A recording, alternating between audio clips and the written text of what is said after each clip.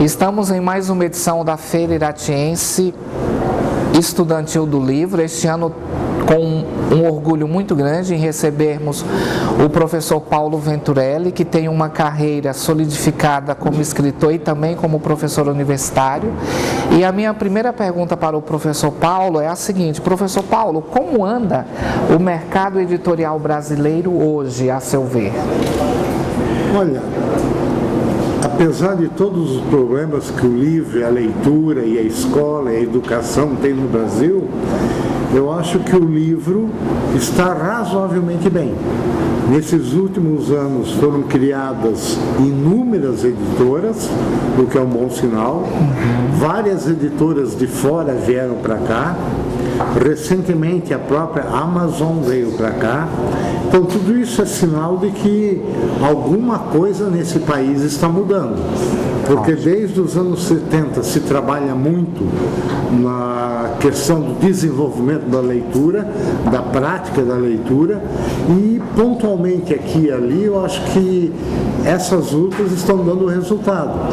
A própria escola está muito empenhada em difundir livros, em criar leitores, e eu acho que devagarinho nós estamos conseguindo isso.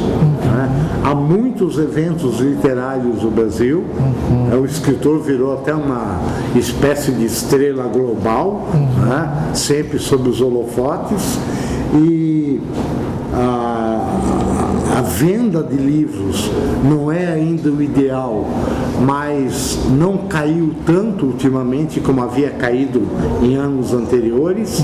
É um mercado mais ou menos estabilizado. Eu acho que, não sendo essencialmente otimista, mas também não querendo ser pessimista, eu acho que a gente está num ponto razoável. Professor, seria mito a célebre frase dita aos quatro ventos de que brasileiro lê pouco? Não é mito, é uma verdade, porque você vê, se você comparar com países desenvolvidos como a França, lá a média é 8 livros por ano, por habitante. No Brasil está em 1,8, quer dizer, não chega a 2. Mas mesmo assim, eu acho que a gente não pode deixar a peteca cair. Eu acho que a luta continua, as batalhas para desenvolver o número de leitores do Brasil deve continuar, e a gente democratizar mais a leitura. Eu acho que a internet tem um papel bom, todo mundo mete o pau na internet, que a internet vai tirar a gente da leitura, mas acho o contrário, porque a internet está forçando o pessoal a ler e a escrever. Para não passar feio, essas pessoas têm que ter pelo menos um domínio razoável da língua. E isso leva à leitura. Perfeito. Então eu acho que a média está muito baixa ainda, mas com o passar do tempo eu acho que isso tende a crescer. Professor, e quais são os caminhos que nós temos de fazer para ampliar esse número de leitores? Olha, não existe receita pronta, porque se existisse, eu sairia pelo país afora vendendo. Mas eu acho que o principal é a família. A família. Eu acho que em toda casa deveria ter uma biblioteca, em toda casa deveria haver leitura, o pai e mãe deveriam estar lendo constantemente, para que a criança ou adolescente notasse que o livro é um gênero de primeira necessidade, tão bom quanto e tão necessário quanto o pão de cada dia. O problema principal eu acho que está aí, porque as famílias normalmente não leem, pai e mãe trabalham o dia inteiro fora, vêm para casa cansados, põem o bumbum no sofá e vão ver televisão. Se quebrarmos esse tipo de corrente maligna e fizermos o pai e a mãe ler, a criança desde cedo vai se acostumar com a presença do livro. E em segundo lugar a escola. Mas a escola, normalmente do jeito que ela trabalha com o livro, ela está matando o leitor e não criando o leitor. Porque a leitura na escola é obrigatória. E há um elemento na leitura que é essencial, que é o prazer. E ninguém quer prazer obrigado. A gente tem que ter um laço existencial com o livro, a gente tem que ter um laço significativo com o livro, no ponto de perceber que esse livro é essencial na minha vida. Eu preciso dele para me alimentar, eu preciso dele para me conhecer melhor, eu preciso dele para conhecer melhor os outros, como eu vivo em sociedade, eu sou um elemento gregário, eu preciso ter ligações com esse outro, e o livro, principalmente a obra literária, é fundamental para isso. Porque o que é uma obra literária? Nada mais é, entre aspas, do que uma reflexão sobre a experiência humana. Então essa reflexão sobre a experiência humana é introjetada pelo leitor, ele se enriquece com isso, ele passa a ter melhores elementos para se conhecer, passa a entender um pouco melhor o outro, e isso é uma forma de democratizar a convivência. Então, uma hora de leitura não é uma hora perdida. Uma hora de leitura é uma vida vivida em dobro. Né? Que maravilha. Então, essa vida vivida em dobro é muito mais importante do que uma hora no computador. Né? Porque lá no computador você está interagindo com coisas rápidas, superficiais, desconcentrado, tanto que a criançada hoje em dia faz 5 ou 6 coisas ao mesmo tempo. Na leitura isso não acontece. A leitura te obriga a te concentrar naquele livro, a te concentrar naquela página, absorver a língua, perceber elementos da língua que você não conhece e depois você tem que ir atrás, e tudo isso te dá uma grande instrumentalização para a tua colocação no mundo. Certo. Então a obra literária é fundamental para isso. Professor, agora fale um pouco da sua trajetória literária, seus livros. Bom, eu entrei nessa aventura de escrever em plena adolescência. Eu era um menino tímido, eu era um menino que não jogava futebol, eu era um menino que não servia para nada, não sabia fazer nada na vida. Mas aí, em função de um professor de português muito bom que eu tive, ele me despertou para esse lance da leitura. E aí eu comecei a ler religiosamente. E não só lia, como copiava, naquela época não tinha xerox, copiava trechos, copiava capítulos de livros. Isso me deu identidade com a língua, e a minha cabeça começou a ficar grávida de ideias, né? Porque de tanto ler, você vai alimentando a tua cabeça, a fantasia vai sendo criada. Chegou um momento que eu precisei colocar isso para fora, né? Ainda muito rusticamente, ainda de maneira muito primária, mas comecei a escrever uns poemas, comecei a escrever uns sonetos, comecei a escrever textos, sei lá o que era aquilo, e começou a dar certo, porque as minhas redações apareceram como exemplos de textos bem escritos.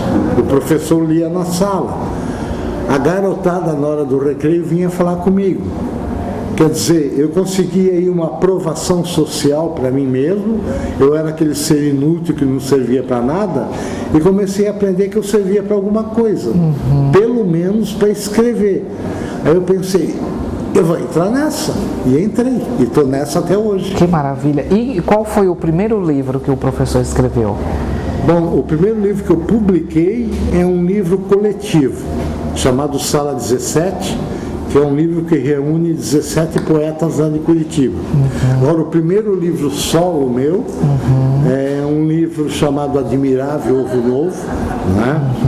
Que dizem que é um livro para criança, mas eu sempre digo, é um livro para criança de 8 a 88, porque é um livro bem profundo, que fala essencialmente do sentido da vida, o que é nascer, o que é estar no mundo, o que é viver, qual é o desafio que nós temos no dia a dia para enfrentar essa coisa chamada vida.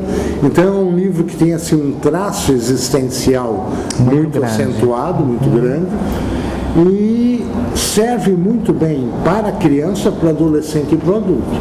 E o segundo livro solo? O segundo livro solo foi o livro O Anjo Rouco, que é o meu livro de maior sucesso, né? Já está na 6ª edição, se não me engano.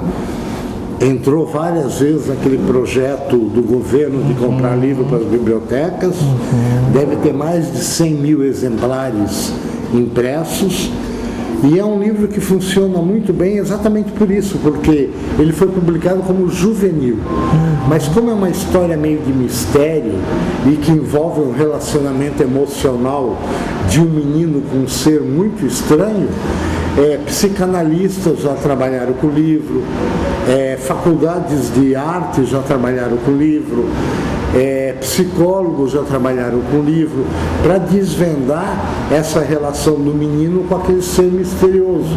Então, por isso que eu digo, comercialmente ele é tido como um livro juvenil, mas serve para o público em geral. Perfeito. E parece que o senhor está com um livro saindo agora do forno. Saindo agora do forno. O senhor não gostaria de comentar um pouquinho para nós esse livro? É um livro que vai ser lançado no sábado, lá em Curitiba, e ele está aqui na feira. Que maravilha. Aqui vai ser assim a primeira vez. Que ótimo, que ótimo. É um livro chamado P e o Vasto Mundo. P é um menino que tem muita curiosidade, né? Ele está nas descobertas do mundo e tem um avô que é muito amigo dele, né?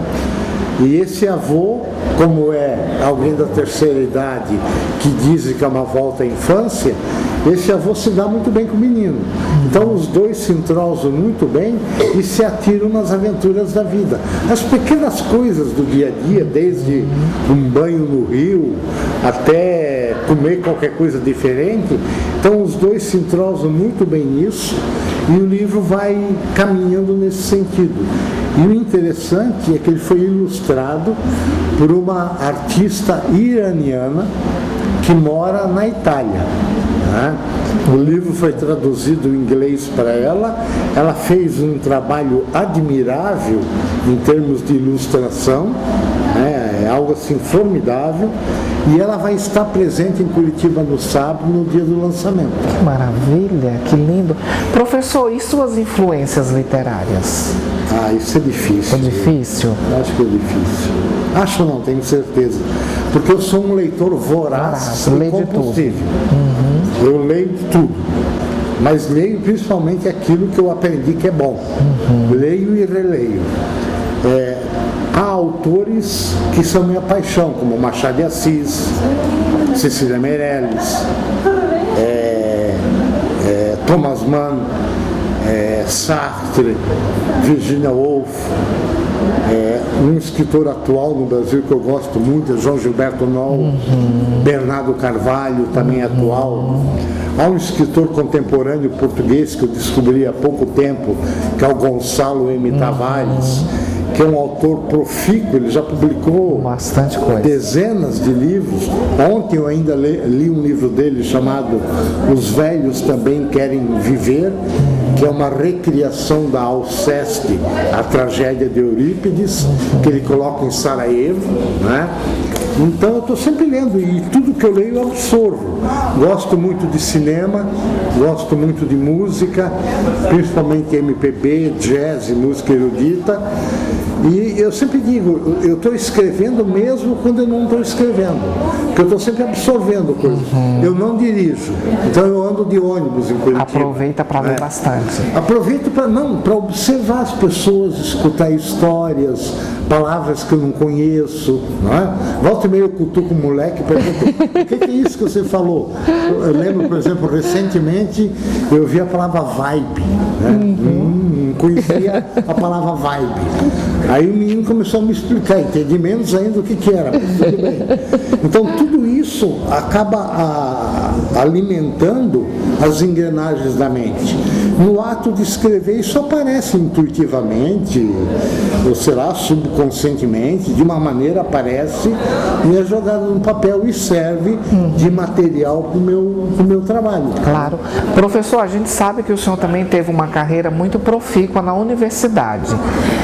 Nessa sua trajetória enquanto professor universitário, o senhor sempre se preocupou muito com essa questão da leitura? Sim, eu dava aula de literatura, dava aula especificamente de uma disciplina chamada Literatura e Leitura na Escola, para formar os alunos como professores de leitura e como mediadores de leitura. Então sempre foi a preocupação básica minha, né? Instrumentalizar esses alunos para, quando eles estivessem em sala de aula, eles conseguissem, pelo menos, despertar em alguns alunos a paixão pelo livro. Porque a leitura tem que ser paixão. Aliás, como tudo na vida, né? Sem paixão a gente não faz nada. Então, na universidade, o tempo que eu fiquei lá, eu me aposentei agora em setembro, né? E eu sempre me preocupei com isso.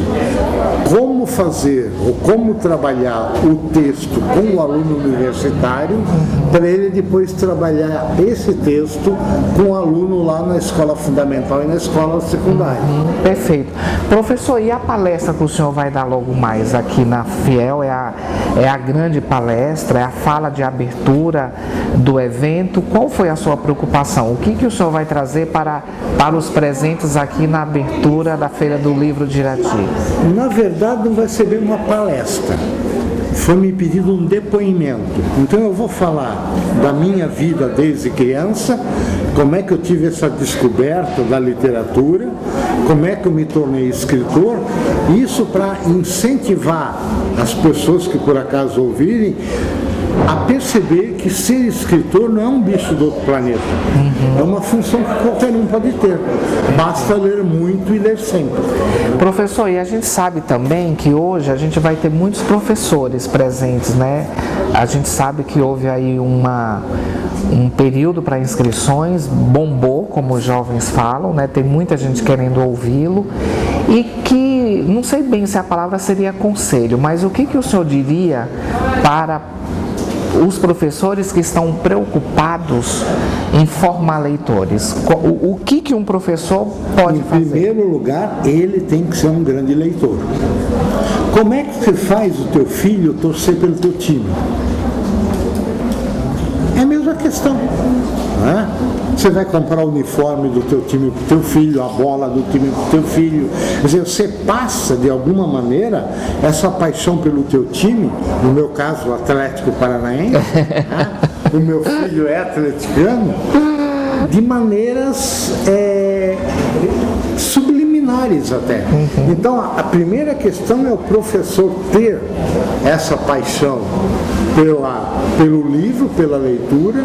Ele tem que ter uma prática cotidiana de leitura, que aí ele vai encontrar o caminho dele com os alunos dele. Ele não vai buscar receita em nenhum outro lugar do planeta. Ele vai encontrar uma forma pessoal de transmitir para o seu aluno essa paixão pelo livro. Não vai conseguir com todos, mas pode conseguir com uma boa parte.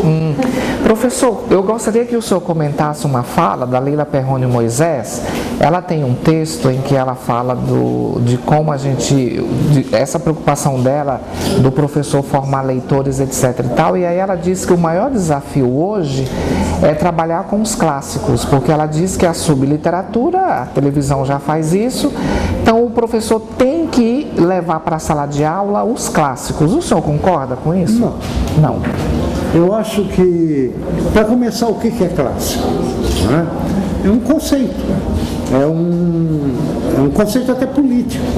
Colocam determinados livros no cânone, eles são considerados clássicos e nem sempre se olha para o contemporâneo. Eu acho muito mais importante o professor trabalhar com a literatura contemporânea, que fala do nosso tempo, para ajudar a garotada a entender o nosso tempo.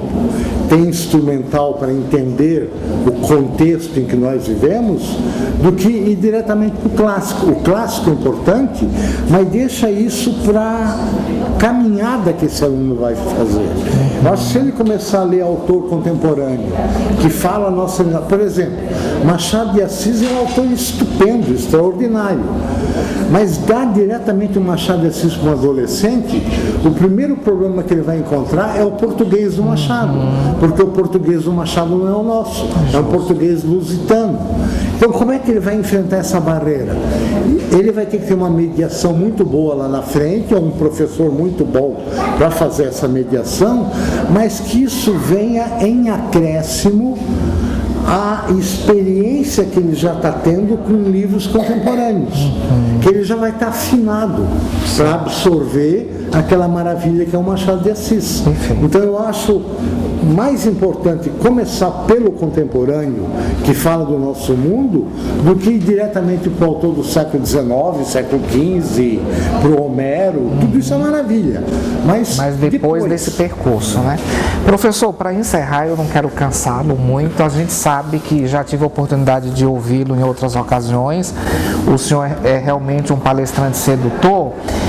A minha pergunta é, para os nossos telespectadores que queiram começar a adentrar na produção escrita do professor Paulo Venturelli, que caminhos, por qual livro, por qual obra começar? Ler a minha obra? Exatamente. Olha, eu tenho uns 20 livros publicados. Tem livro considerado adulto, tem livro considerado juvenil, tem livro considerado infantil, mas eu acho que uma boa pegada está no Anjo Rouco, porque é um livro de mistério, é um livro que vai aguçar a curiosidade. Vai aguçar a curiosidade, vai aguçar a tentativa de descobrir o que é aquilo. Eu tenho um livro que é meio humorístico, chamado Meu Pai, em que eu conto causos do meu pai que aconteceram e que não aconteceram, que eu inventei, né? É um romance meio autobiográfico, em que meu pai é a figura central. É um romance bem acessível, né? Tem um livro de contos chamado Histórias Sem Fôlego, são histórias curtas, né? Que eu trato aí de sexualidades, né? Então a sexualidade sempre é um tema de curiosidade para as pessoas. Esse livro brinca muito com isso, né? Conta histórias absurdas, hilariantes sobre essas questões de relacionamento. Também pode ser uma entrada, né? Aí vai depender da sorte ou do azar do indivíduo. Professor, muito obrigado. Desejar uma boa palestra para o senhor e dizer que realmente é um prazer a te recebê-lo e bom encantamento para todos nós. Tudo bem, o prazer é meu estar em Irati. Obrigado. Fiel 2015, estou hoje num bate-papo aqui nesse espaço maravilhoso com o Murilo Pepe e sua noiva Karen Vargas. Murilo é um jovem talentoso de 21 anos, sonhador, altruísta, né, ilustrador, e pensou numa escola de ilustração aqui em Irati chamada Baluarte, e nós vamos falar um pouco disso, né? Dessa vida de ilustrador, como nasceu também esse projeto da Baluarte. Então vamos para a primeira pergunta. Murilo Pepe, é um prazer recebê-lo aqui para um bate-papo. Como nasceu essa sua veia artística? Como nasceu esse seu dom para a ilustração? Essa veia artística ela já vem da paternidade mesmo dessa. Meu pai sempre trabalhou com esculturas, minha mãe teve essa veia para artesanato também, e sempre eles me incentivaram, mas de uma maneira assim, mais um testemunho de que eles faziam e não conseguiram, né? A gente não tinha muita escolha, e para mim eu cresci ouvindo que ilustração não tinha futuro, que desenho não existe mercado. E eu sempre assim me frustrei nessa parte. Sempre eu creio que o artista, quando ele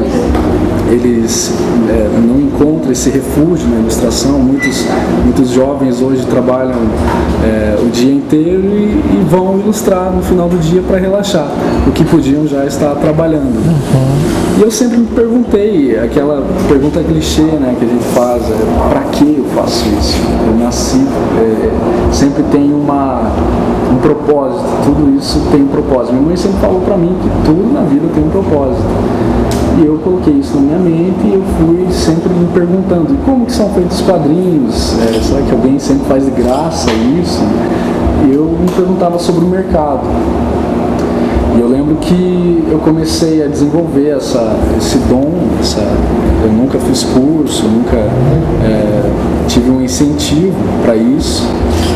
E eu me dava muito mal na escola. Eu tenho déficit de atenção, aquela coisa, diagnóstico de dislexia e geralmente quem tem esse diagnóstico tem uma veia artística, tem uma puxada para isso.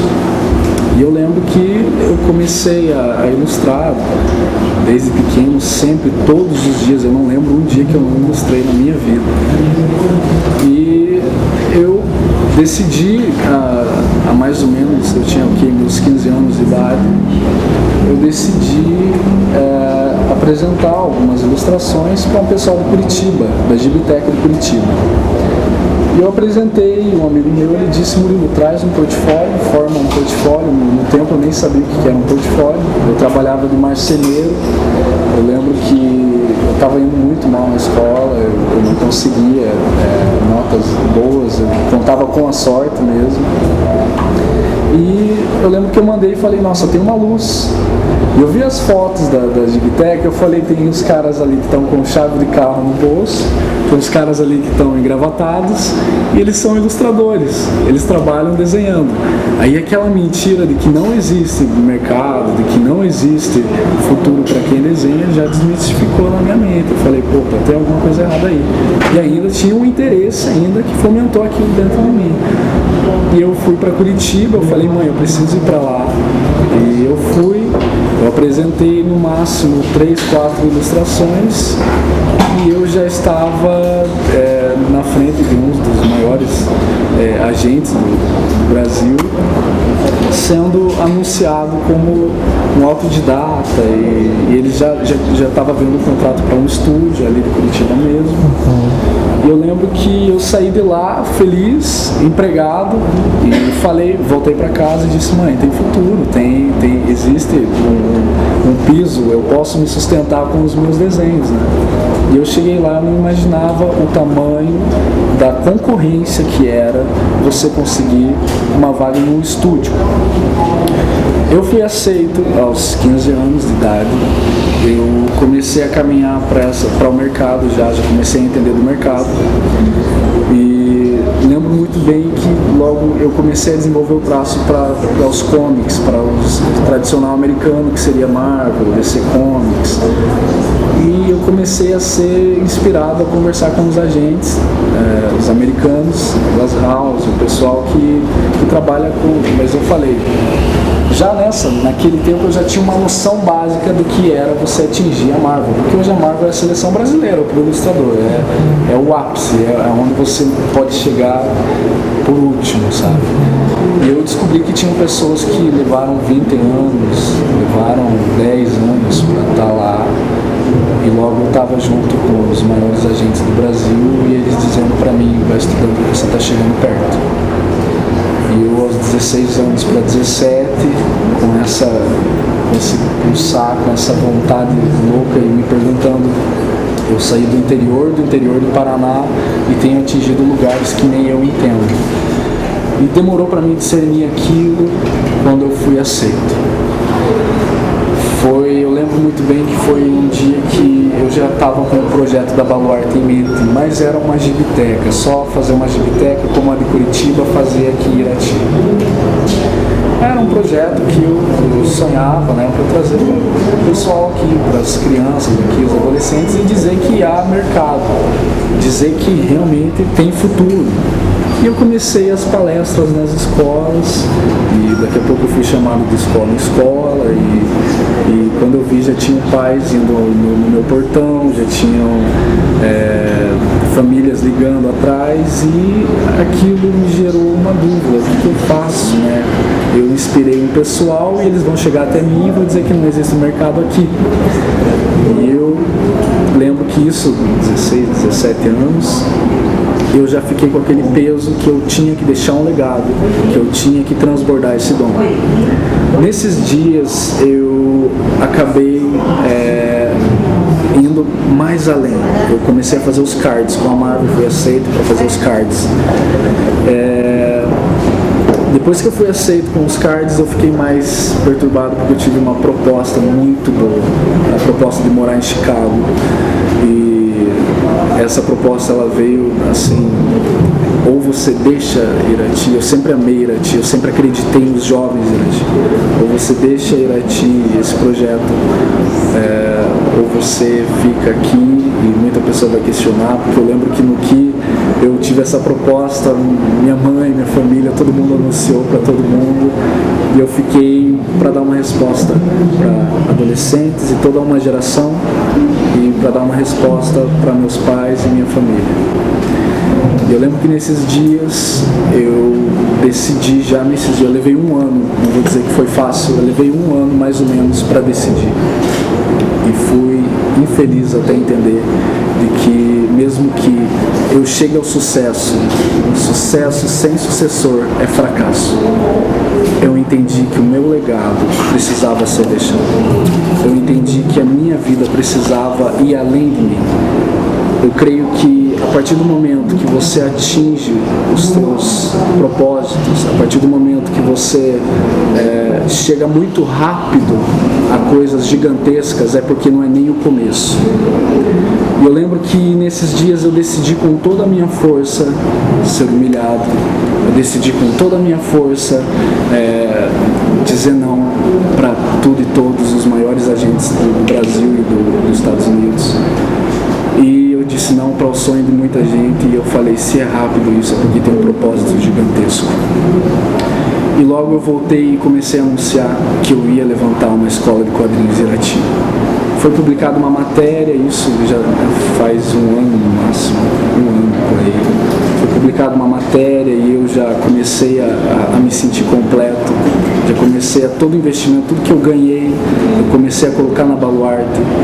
E sempre que eu pensava em desistir, uma criança, uma família, alguém aparecia à minha frente e dizia, Murilo, muito obrigado por trazer isso pra gente, trazer um futuro e acreditar na gente. Quando você me falou sobre o mercado estar expandindo, é realmente que eu creio que são pessoas que se colocam na brecha, pessoas que voltam atrás por toda uma geração.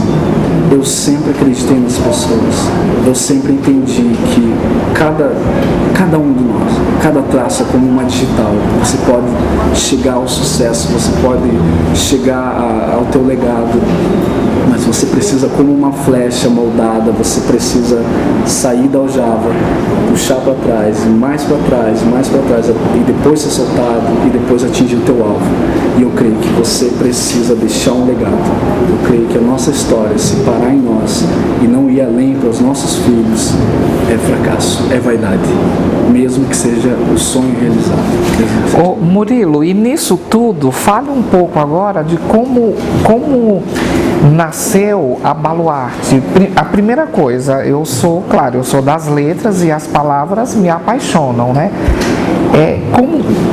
Eu quero saber como nasceu esse projeto dessa escola que vai preparar pessoas para esse universo da ilustração, a começar pelo nome. De onde veio essa palavra tão sonora, Baluarte? Eu creio que começa entre quatro paredes. Um ilustrador hoje, uma criança, sempre quando o meu particular e as pessoas e os meus alunos que eu conheço hoje, eles dizem, Murilo, sempre que eu estou triste eu vou ilustrar, sempre que eu estou feliz eu vou ilustrar, sempre que eu estou de qualquer maneira, seja contrito, eu vou ilustrar.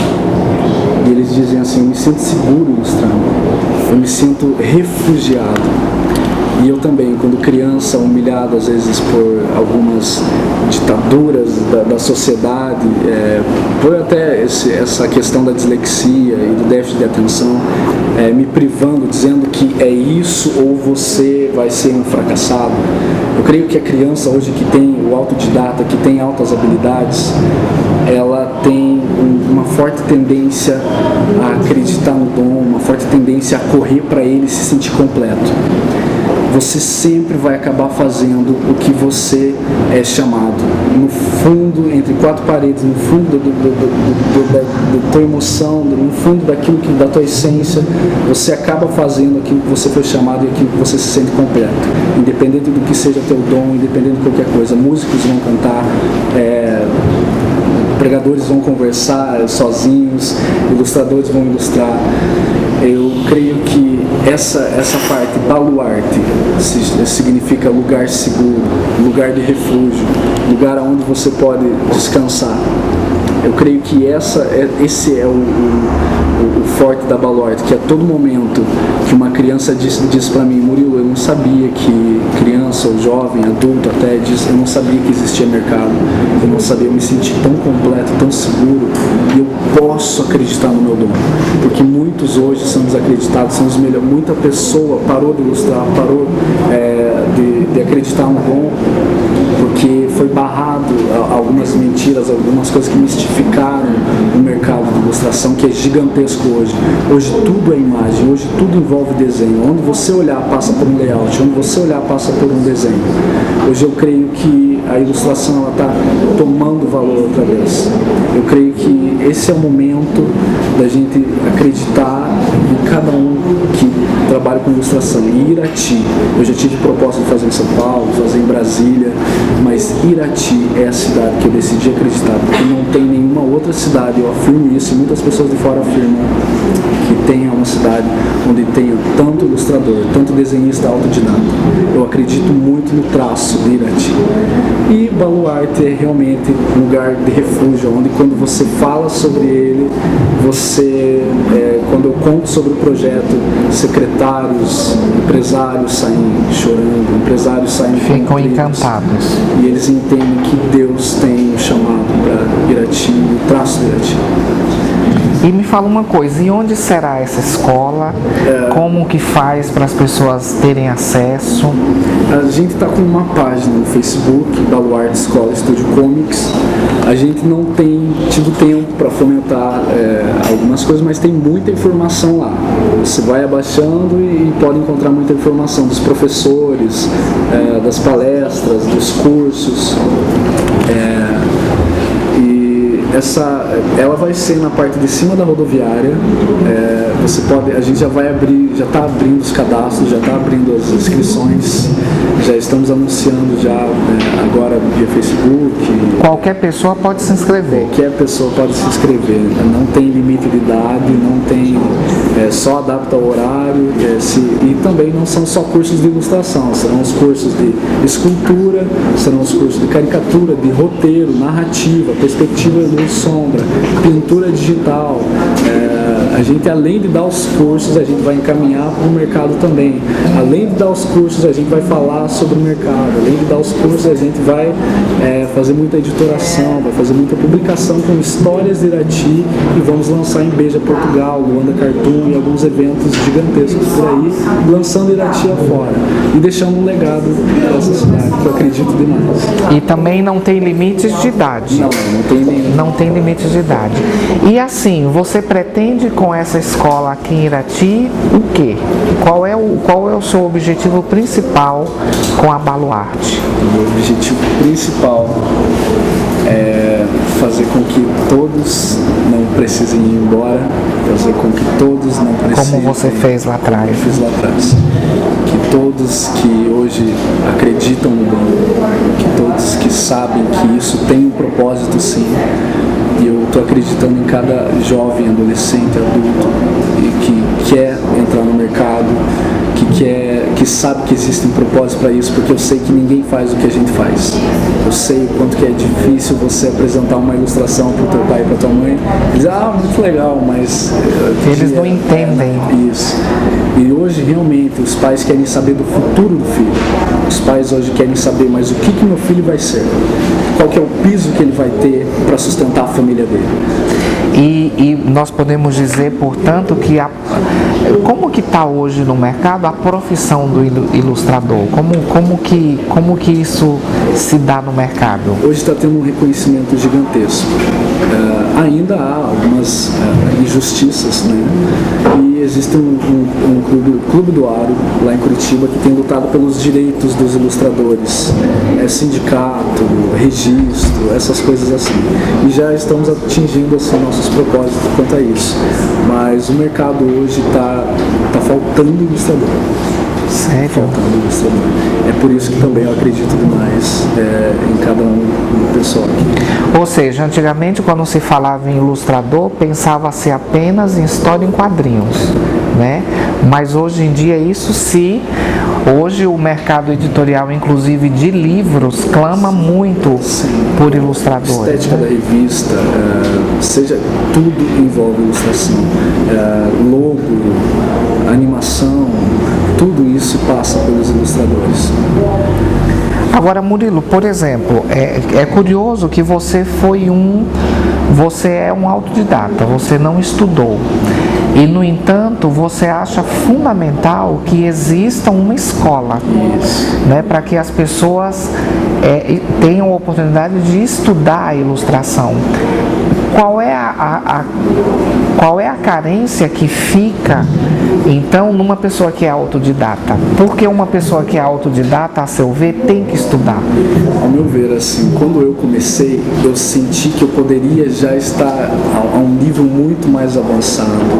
Eu já poderia estar em lugares muito mais altos. Eu poderia ter falhado no meu caminho e não, eu talvez continuaria sendo um marceneiro, um pedreiro, talvez eu sem acreditar nisso. Eu, por sorte, ou com certeza por Deus, eu tive uma direção e uma luz que me levou a não desistir. Eu sei que essa carência não é carência de curso ou profissionalização, mas é de alguém sentar junto, adaptar teu traço, acreditar em você, dizer que existe um mercado, dizer que existe um futuro e que você pode acreditar que ilustração hoje, o curso a gente vai só inspirar, a gente vai só encaminhar, a gente vai soltar o traço, a gente vai ser uma ponte, facilitar, a gente vai ser um mediador entre o mercado. E eu creio que muita gente, assim como eu já ouvi testemunhos de que pessoas que desistiram da ilustração, pessoas boas ou melhores que eu, que desistiram do sonho, né? Desistiram do sonho, que se sentem frustradas. Eu queria contar uma história de um amigo meu. Conte. Foi um dos primeiros que me inspiram até hoje. Eu lembro que a gente estudou numa escola aqui do Caique, a gente estudou aqui na escola, ele ilustrava muito bem, ele tinha a mesma idade que eu. Nós dois caminhávamos juntos e a gente amava Marvel, os quadrinhos. A gente sempre comentava o que a gente queria para nosso futuro, era ser um desenhista, né? A gente sempre falava sobre isso. Eu lembro que a gente passou mais ou menos 3 anos na mesma sala e com os mesmos propósitos e sonhos. Chegava dias que a gente até se emocionava, criança ainda, se emocionava falando aonde a gente ia chegar e que um dia ia acontecer alguma coisa referente à ilustração. Tanto que o dia que eu encontrei um quadrinho lá no Caique, na escola do Caique, encontrei um quadrinho do Homem-Aranha, eu já gostava do Homem-Aranha, existia. Eu encontrei um quadrinho, eu corri para ele chorando, dizendo que existia, que tinha um herói, que ele precisava ver e a gente queria saber como que era feita a editoração disso. Eu achava que era feito à mão, pintado, eu era criança ainda. Eu lembro que esse amigo meu, eu continuei no mesmo propósito e a gente foi trabalhar até junto numa marcenaria e a gente passou muitas dificuldades. Esse meu amigo, pelas dificuldades que ele passou, ele acabou desistindo do trabalho e pegando um outro caminho. Ele acabou virando viciado e essa frustração que aconteceu com ele foi realmente, a gente se frustrava muito quando diziam que não havia mercado, que não havia futuro, e ele era muito melhor que eu. Esse amigo, ao passar dos anos, ele foi cada vez mais eu perdendo contato com ele, cada vez mais eu nunca mais eu via ele ilustrar. A gente apresentava semanalmente desenhos um para o outro e no dia que eu fui aceito para fazer os cards com a Marvel, eu fiquei sabendo que ele foi assassinado. Eu fiquei sabendo que ele foi assassinado por dívidas com traficantes. E eu creio, até no dia que foi publicada a minha matéria sobre que eu estava vindo trazer a escola de quadrinhos aqui em Irati, atrás da minha matéria, interessante, tinha uma matéria sobre Hitler, que ele foi negado numa faculdade de ilustração, de desenho, não lembro o que era. Ele não conseguiu, porque ele não tinha um nível, ele não tinha, eu não lembro se era abstrato, o que era, mas Hitler, quando era jovem, foi negado o direito de ilustrar. E a partir disso ele começou as filosofias e tudo mais. E nisso eu lembrei do meu amigo, que quando eu fui aceito para fazer os cards, eu fiquei sabendo que ele foi assassinado, e ele tinha os mesmos propósitos que eu. Hoje, quantas pessoas, quantos amigos estão se distanciando do propósito? Quantas crianças não estão acreditando no dom, na sua veia artística, e caminhando para um outro caminho? Porque eu entendo que hoje o ilustrador faz algo excepcional, faz algo extraordinário, e é muito pouco reconhecido, vai gerar uma frustração. Sim. Hoje eu estou aqui para dizer que tem mercado, que vai acontecer e que existe um propósito para isso. Eu estou aqui para acreditar em cada um deles. Eu não sei quanto ao curso, eu estou trazendo para Ian Robertson, eu estou trazendo ilustradores da Marvel, da Disney, da Cartoon Network, mas os melhores da Europa. E esse curso na Baluarte, ele vai durar quanto tempo? Assim, você entra e qual seria o tempo de formação? A gente não vai engessar nenhum aluno você tem tal tempo. A gente vai colocar ele até ele entrar no mercado. O que a gente vai trabalhar? Tem uma didática. A gente vai trabalhar com apostila semanalmente. A gente vai desafiando o aluno a atingir cada fase da apostila. A gente começa com a anatomia básica, se falando dos quadrinhos primeiro. A gente começa com a anatomia básica, ele vai vencendo até ele soltar o traço, fazer todas as posições, depois luz e sombra, perspectiva, e assim a gente vai vencendo apostila a apostila, até ver que ele soltou o traço, está num caminho bom. Quem já tem uma base, 6 meses mais ou menos, já está bem encaminhado. Mas o objetivo principal é preparar essa pessoa para o mercado. Enquanto ela não for absorvida pelo mercado, a Baluarte vai ser esse espaço de fermentação, esse espaço de preparação. Então, eu acho que é muito importante para os nossos telespectadores notarem, uma fala sua me chama a atenção, ou seja, só o dom, só o autodidatismo não é o suficiente, é preciso sedimentar isso por meio do estudo. Por quê? Porque se a pessoa ficar só nesse autodidatismo, né, nesse isolamento, pode acontecer essa frustração que você pontuou, né? Porque veja, eu fiquei sabendo de você pelo Laércio, que também tem uma história bonita como a sua. O Laércio contou que ele desde criança ele gostava muito de desenho, e ele era tão pobre que ele pegava o papel de pão, cortava pequenos quadrados, roubava a agulha e a linha da mãe e fazia caderninhos. E aí ele foi estudando, mas sempre acalentando o sonho. E o que ele ouvia das pessoas era o seguinte: você vai morrer de fome. Onde já se viu gostar de desenho? E ele falou o seguinte: eu só podia estudar isso. E aí eu tive muitas dificuldades, porque era um menino do interior, etc e tal. Claro, ele venceu tudo isso, né?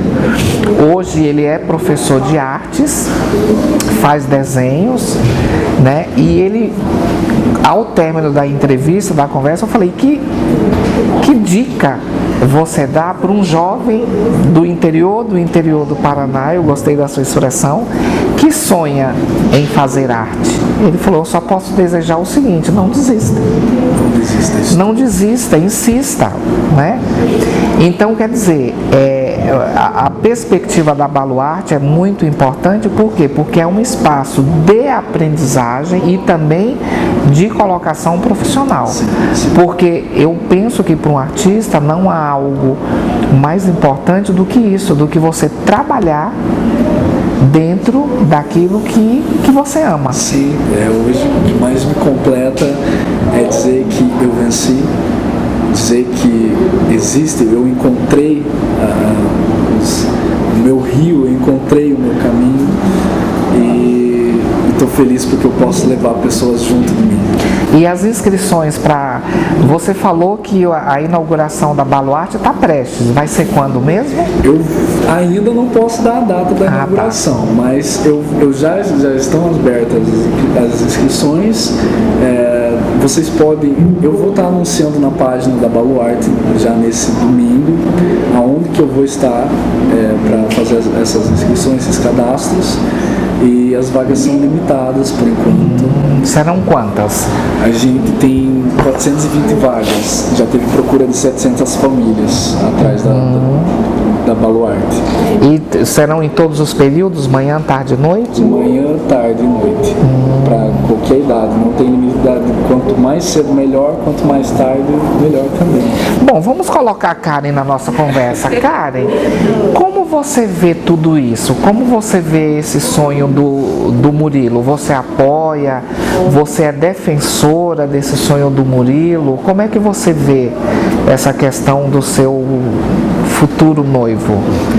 Apoia, é claro, realmente como para ele, para mim também foi uma descoberta, cada coisa que ele me explica assim, é algo novo, assim, sabe? Mas começar algo muito recente, então cada coisinha assim, que ele vai me explicando vai entrando na cabeça assim, aos pouquinhos. Mas realmente é algo genial, maravilhoso, fico encantada quando vejo o dom que ele tem, vou apoiar sempre, ele é maravilhoso como homem. E estamos aí com o noivado, né? Que bom. E você também está nesse universo da arte, né? Você é modelo. E como é para você? Também é difícil ser modelo no interior do Paraná? Como é? Fala um pouco da sua trajetória também. Eu fiz uns trabalhos para fora também, Curitiba, Bahia, fiz alguns trabalhos lá. Mas que nem eu falei, como ele disse também, algo me puxou para Irati. Não tem, nossa cidade amada e vamos permanecer aqui, sim. E também é um celeiro, vamos dizer, Irati é um celeiro de arte, porque quando eu penso numa Denise Stoklos, né? Quando eu penso num jovem de 21 anos como você, numa modelo, então quer dizer, eu acho que a gente tem que perder um pouco esse medo de ficar na nossa terra natal, porque geralmente as pessoas querem, eu vou brilhar fora, como se não fosse possível trilhar um caminho a partir de sua cidade. Claro, eu acho que também a gente pode sair um pouco para estudar, mas escolher informações, eu acho que tem que voltar, porque você falou uma coisa muito que eu gostei muito: sucesso sem sucessor é fracasso. Eu queria que você comentasse um pouco mais essa frase. Por que você acredita nisso? Sucesso sem sucessor é fracasso. É porque a partir do momento que eu fui aceito onde eu sempre sonhei, eu não me senti completo. Eu busquei entender o porquê disso. E eu lembro que a cada momento que eu buscava entender o porquê disso, me vinham crianças pegando na minha mão e me agradecendo. A cada momento que eu pensava nisso, me vinha a morte desse amigo em função do não que ele teve. A cada momento que eu entendia por que eu não estava completo com toda aquela proposta, todo aquele dinheiro, eu sabia que eu não seria feliz se eu não levasse pessoas junto comigo. Se eu não levasse pessoas junto comigo. Eu creio que o maior desejo de um homem é ser geracional, é não parar em você. É você ter um legado a deixar para os teus filhos dizerem: meu pai fez isso, meu pai fez aquilo. E ele ser inspirado a inovar, a largar a tenda. Hoje o mundo impõe algumas coisas e diz: é isso e pronto, e acabou. Você precisa disso e daquilo. A gente não sabe mais se infiltrar, achar uma maneira. Às vezes a gente não pisa as águas, a gente acaba olhando para trás. Eu creio que essa maneira de pensar que tudo é novo, que tudo pode acontecer, que a vida é uma caixinha de surpresas, que você tem um valor imenso, gigantesco, cada um de nós, seja ilustrador, seja cantor, seja... Se você diz que não tem o dom, eu costumo falar assim, que a gente já sabe todas as coisas, só não aprendeu. Eu creio que a gente precisa acreditar em cada um dos nossos sonhos. Eu creio que a palavra diz que Deus opera em nós assim como efetuar, o querer como efetuar. Se há algo dentro do teu coração, se é algo que faz você, naqueles dias tristes, naqueles dias que você não acredita em mais nada, se é algo que te levanta, se é algo que faz você pensar 2 vezes antes de deixar tudo, acredita nisso. Isso é a essência da tua vida. Isso é o que vai fazer você brilhar no universo. Você vai deixar a tua marca. Ô Murilo, e me conta uma coisa, que grandes ilustradores lhe influenciaram? Quem são os seus modelos? Meus modelos, eu sempre acredito, assim, sempre acompanhei, se falando da estética da ilustração. Sim. Joe Quesada, Mike Deodato, Ibrahim Robertson, hoje todos que vão dar aula na Baluarte. Joe Quesada não, perdão, o Mike Deodato e Ibrahim Robertson. Mas... Esses monstros sagrados da ilustração, você conheceu aqui em Irati ou você os conheceu em Curitiba? Eu conheci o Mike Deodato, eu conheci em São Paulo, e o Ibrahim eu conheci em Curitiba. Já o Joe Quesada, ele está em todos os eventos, ele é o braço direito do Stanley, o criador da Marvel, ele é editor-chefe da Marvel, Joe Quesada. Eles são os caras assim que me inspiram muito. Tem mais alguns, né? Tem vários nomes sempre. Oliver Coipel, Alex Rosa. Alex Rosa é como se fosse um Da Vinci de hoje dos quadrinhos. É o cara assim. E no Brasil, brasileiro, tem algum nome assim de Pedro? Mike Deodato. Mike Deodato, ele é paraibano, mandou um abraço para Irati ainda, reconhecido pela Europa inteira. Ele é nato. Ele saiu da Paraíba, também é um autodidata.